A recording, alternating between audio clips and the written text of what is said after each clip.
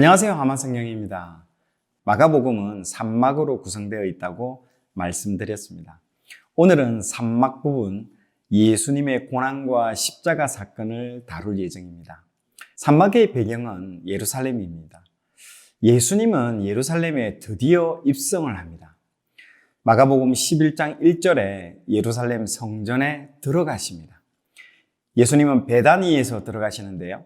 당시 예루살렘 지도를 보시면요. 베다니는 동쪽에 있습니다. 예수님이 이 동쪽 문으로 들어가죠. 아담이 에덴 동산의 동쪽으로 내쫓겼습니다. 그것을 회복하기 위해서 예수님이 오셨기 때문에 그대로 쫓겨난 그 동쪽으로 들어가시는 겁니다. 예수님은 3일 동안 3번을 예루살렘 성전에 들어가십니다. 처음 들어갈 때는요. 사람들이 정치적, 군사적인 그 메시아의 왕국이 회복되는 줄 알고 길에다가 막 겉옷을 깔고 종려나무 흔들면서 호산나 외치면서 성전에 들어갑니다.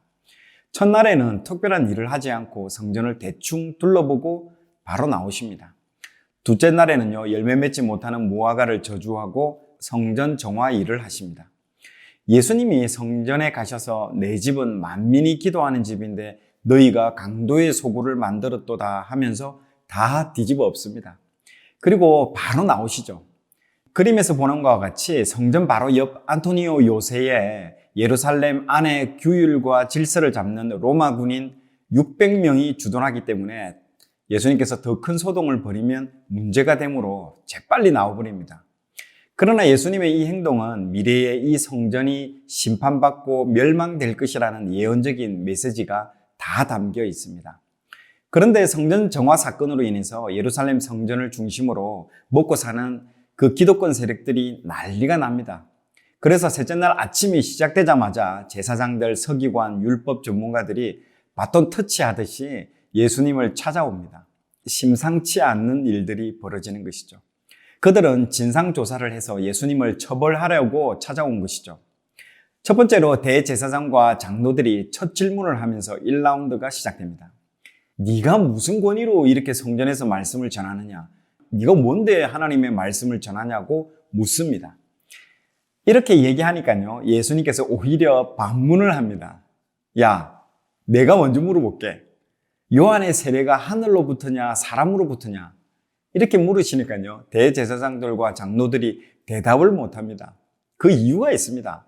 만약에 그들이 하늘로부터다 그렇게 말을 하게 되면요.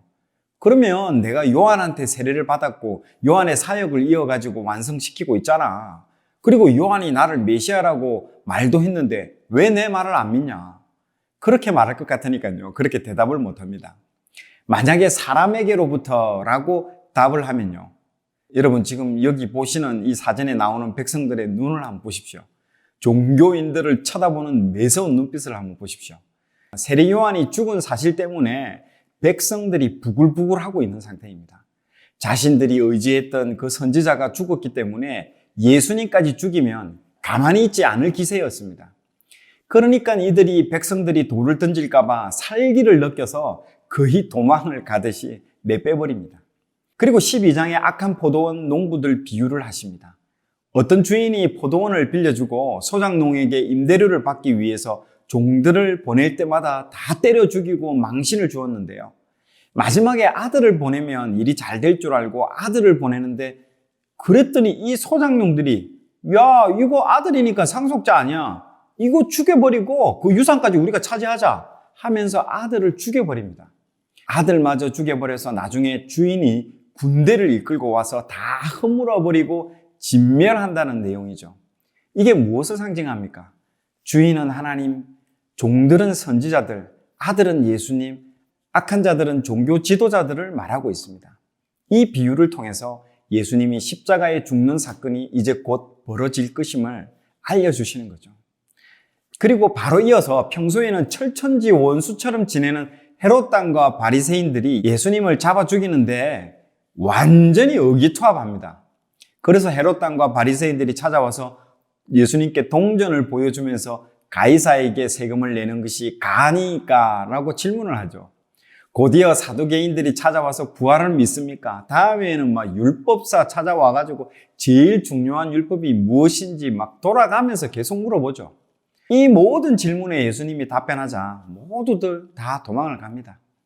예수님께서 종교 지도자들의 그 무지와 무능함 그리고 위선을 여기서 여지없이 폭로해 버립니다. 그리고 이어서 과부의 두렙돈 이야기가 이어지죠. 13장에서는요, 예수님이 제자들을 데리고 감람산에 올라가서 성전을 바라보시는데요. 제자들은 성전을 보면서 감탄을 하고 있습니다. 제자들이 지금 얼마나 눈이 어두운 겁니까? 예수님은 이 성전을 뒤집어 엎고 심판하겠다고 하시고 폐기 처분하겠다고 해서 상징적으로 성전에 가셔서 뒤집어 엎는 행위를 하신 건데 제자들은 이 성전의 영광에 도취되어 있는 겁니다. 그래서 예수님께서 제대로 알아듣게 이 성전이 돌 위에 돌 하나도 남지 않고 철저히 무너지리라고 말씀하신 거죠. 이때도 제자들은 그러면 이런 징조가 언제 나옵니까? 라고 물어보고 있습니다. 그러자 예수님께서 미혹받지 말라고 하시면서 놀라운 종말에 일어날 일들을 말씀을 해 주십니다. 그리고 나서 마가복음 13장 35절에 한마디로 깨어 있으라고 말씀해 주십니다. 그러므로 깨어 있으라. 집주인이 언제 올는지, 혹 저물 때일는지, 밤중일는지, 닭 울 때일는지, 새벽일는지 너희가 알지 못함이라. 예수님께서 주인이 언제 돌아올지 모르기 때문에 깨어 있으라고 말씀하십니다. 그래서 마지막 때 제자들이 해야 될 사명은요, 깨어 있는 것입니다. 그러고 나서 14장에 예수님의 최후가 소개가 됩니다. 제자들을 데리고 마가의 집에 가서 최후의 만찬을 하시고요. 베드로, 요한, 야고보를 데리고 겟세마네 동산에 가십니다.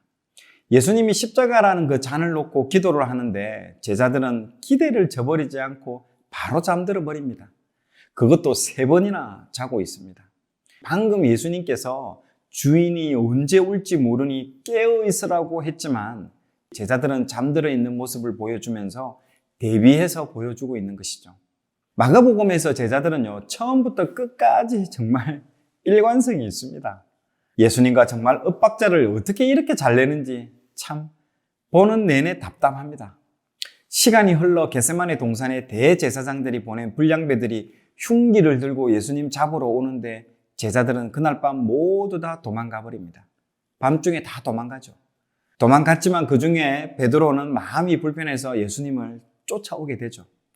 예수님이 재판받는 장면을 보다가 대제사장 집에 있는 여종에게 들켜서 베드로가 3번을 부인하죠.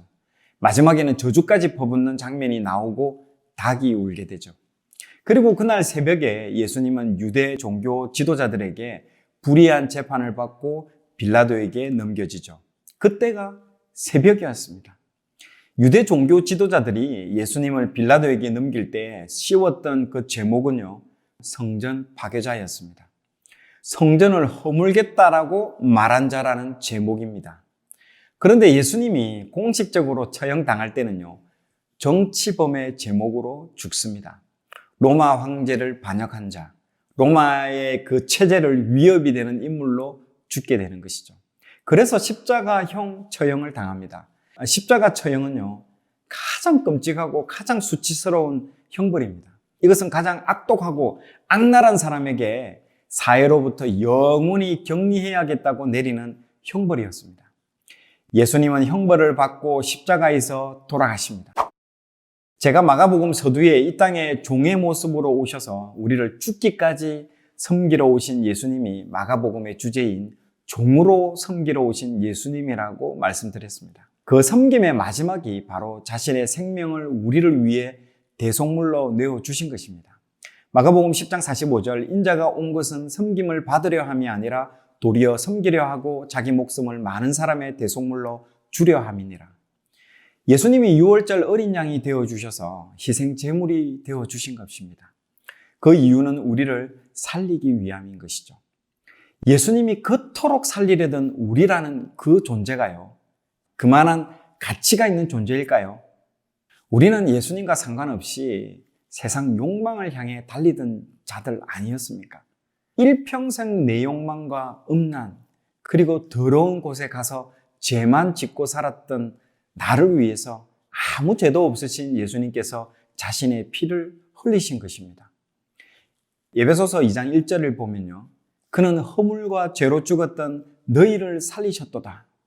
우리는 죽을 수밖에 없는 존재가 아니라요. 이미 죽었던 존재라고 이 에베소서에는 말하고 있습니다. 여러분, 죽은 사람에게 무슨 소망이 있습니까? 완벽한 절망만 있는 것입니다. 내일을 기대할 수 없는 자입니다. 그런 우리를 구원하기 위해서 예수님이 십자가에서 죽기까지 우리를 위해 자신의 몸을 던지신 것입니다.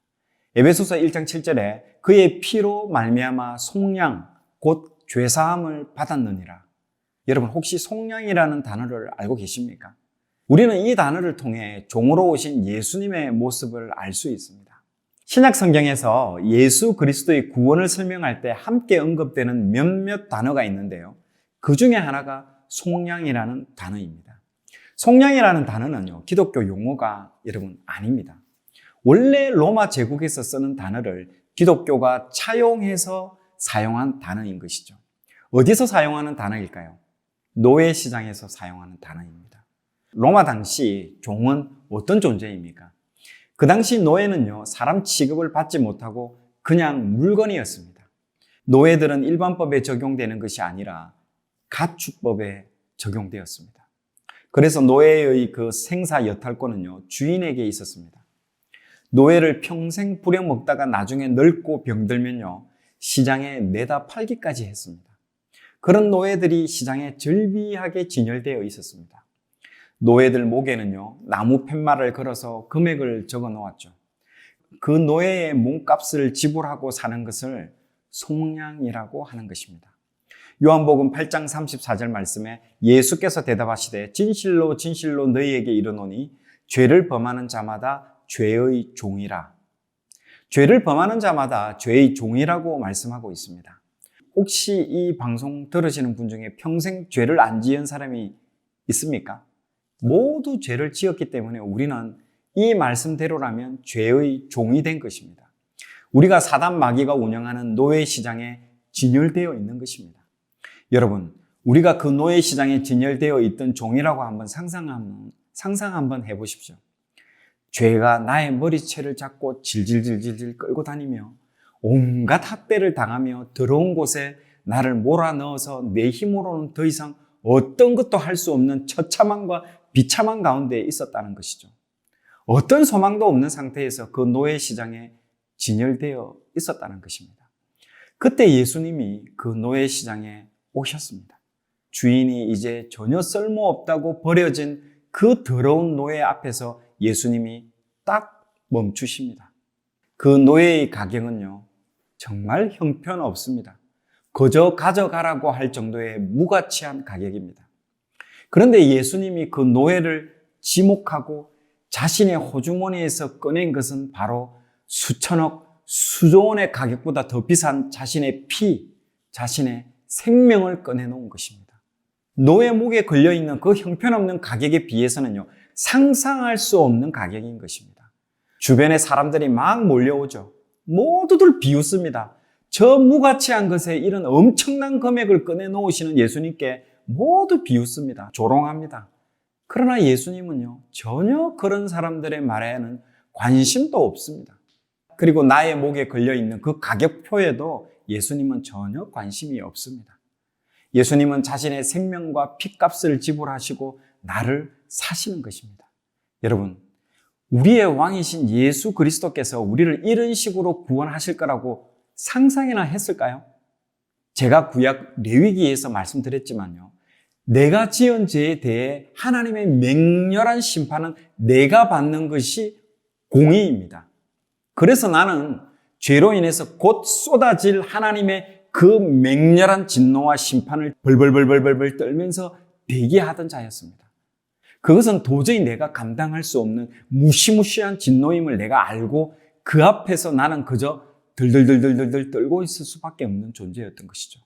그런데 바로 그때 우리의 예수님께서 조용히 내게 다가오시는 겁니다. 그러시면서 나를 두 손으로 잡으시고요, 나를 예수님의 그 자리에 옮겨 놓으셨다는 것이죠. 그리고 내가 서 있는 그 자리에 예수님께서 조용히 서시는 것입니다.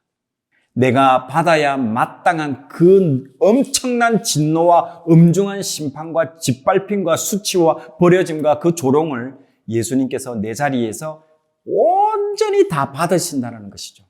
반면에 나는요, 예수 그리스도의 자리에 나를 세우심으로 말미암아 예수님이 받으셔야 할 그 마땅한 그 영광과 아름다움과 의로움을 나에게 더디펴 주셨다는 것입니다. 마가복음의 주제인 종의 모습으로 오신 예수님께서 죄의 종된 우리를 대신해서 종의 모습으로 죽기까지 우리를 섬기신 분임을 우리는 알아야 합니다. 유대인들은 메시아가 오기만 하면요, 모두 알아볼 것이라고 생각했습니다. 왜 그럴까요? 왕으로 금면류관을 쓰고 수많은 군대를 거느리고 오실 거라고 생각했기 때문인 것이죠. 그동안 강대국에게 짓밟힌 그 한을 풀어줄 메시아로 생각했을 테니까요. 그런데 이렇게 비참하고 처참한 죽음으로 마칠 것이라고 누가 상상이나 했을까요? 그래서 십자가는 구원의 비밀인 것이고 지혜로운 자는 깨닫지 못하는 것입니다. 이사야 50장 6절 말씀에 나를 때리는 자들에게 내 등을 맡기며 나의 수염을 뽑는 자들에게 나의 뺨을 맡기며 모욕과 침뱉음을 당하여도 내 얼굴을 가리지 아니하였느니라. 여러분, 이 구절을 읽으면서 이게 우리가 원하는 메시아 모습입니까? 누구도 이런 메시아 원치 않을 것입니다. 뺨 맞고 조롱당하는 이런 메시아 누구도 원치 않습니다. 그런데 이사야서에 이런 메시아가 올 것이라고 말씀하고 있다는 것이죠. 예수님께서 철저히 말씀에 순종하심으로 종의 모습으로 이 모든 것을 우리를 위해 감당해 주셨다는 것입니다. 이사야 53장에 나오는 말씀처럼 그가 버려짐으로 우리가 용납될 것이고 그가 채찍에 맞음으로 우리가 나음을 입을 것이고 그가 수치를 당함으로 내가 존귀함을 얻게 되며 그가 징계를 당함으로 내가 존귀한 의를 얻게 될 것이라고 말씀하고 있습니다. 메시아가 이럴 것이라고 누가 감히 이런 상상이나 했겠습니까? 여러분, 이 모든 것이 이루어진 곳이 바로 십자가입니다. 예수님의 십자가는 하나님의 구원과 하나님의 심판이 만나는 곳입니다. 죄인은 반드시 심판하셔야 되는 하나님의 공의와 죄인을 사랑하시는 그 사랑이라는 그 모순이 해결된 곳이 바로 십자가라는 것이죠. 예수 그리스도께서 내가 감당해야 될 그 마땅한 조롱과 비아냥과 수치를 받으심으로 내가 받을 수 없는 존귀함을 받은 것입니다.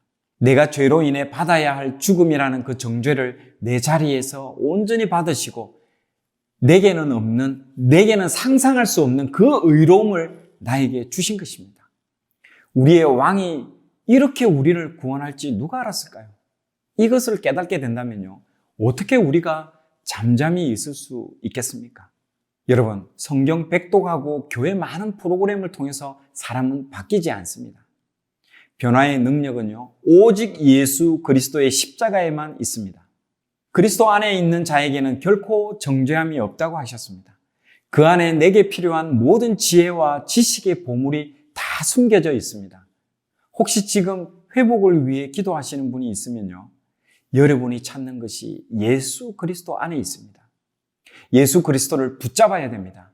그 십자가 외에는요, 결코 소망이 없습니다. 여러분, 지금 그 십자가 앞으로 나아가시기 바랍니다. 그리고 십자가 그늘 아래에서 참된 쉼을 누리시기 바랍니다. 감사합니다.